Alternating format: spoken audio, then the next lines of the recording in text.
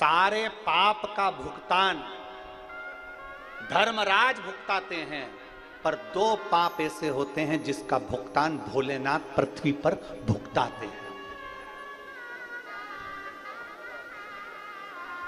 सारे पापों का भुगतान धर्मराज ऊपर भुगताते हैं, पर 2 पाप ऐसे हैं जिसका भुगतान भोलेनाथ पृथ्वी पर भुगताते हैं।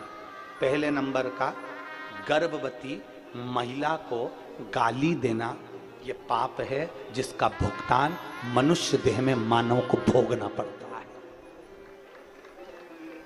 गर्भवती नारी को गाली देना, अपशब्द कहना, हंसना, उस पर मनुष्य को भोगना पड़ता है। दूसरे नंबर पर रजोधर्म नारी, रजस्वला नारी, रजोधर्म धारण करी हुई नारी 4 दिन, 3 दिन, 5 दिन, 6 दिन, 7 दिन घर में काम नहीं करती। रजोधर्म धारण करी हुई नारी को अगर कोई गाली देता है, अपशब्द कहता है, आड़े तेड़े संवाद कहता है, तो उस मनुष्य को पृथ्वी पर ही भोगना पड़ता है। सारे पापों का भुगतान धर्मराज ऊपर भुगताते हैं, पर 2 पाप ऐसे हैं जिसका भुगतान मनुष्य को पृथ्वी पर भोगना पड़ता है। देवादिदेव महादेव भुगतान। एक गर्भवती नारी पर हंसना, गर्भवती नारी को ताना देना, गर्भवती नारी को अपशब्द कहना, और दूसरा रजो धर्म धारण करने वाली नारी, रजस्वला कोई स्त्री होती है। हम तो देवरानी जेठानी जितनी भी होती हैं, इनसे हम हमेशा अपनी कथा में कहते हैं, देखो सासू से भी कहते हैं, बहुओं से भी कहते हैं, घर में अगर तुम्हारी देवरानी रजस्वला धर्म से है और जेठानी को ज्यादा काम करना पड़ रहा है, तो जेठानी से निवेदन है कि कभी भी देवरानी को उस रजो धर्म के समय पर अपशब्द मत कहना।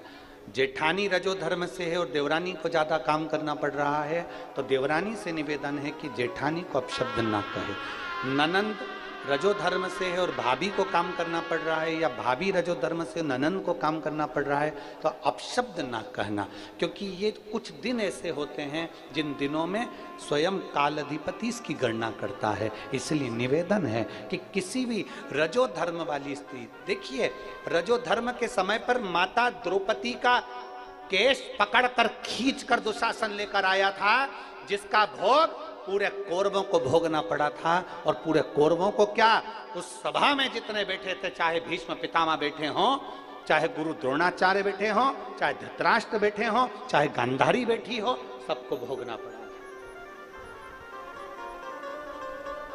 ये पाप कर्म का भोग है। 2 पाप, इनसे दूरी। कोई गर्भवती नारी है, ठीक है, उसको कष्ट है, ठीक है, वो अपना कष्ट कैसे सह रही है वो जानती है।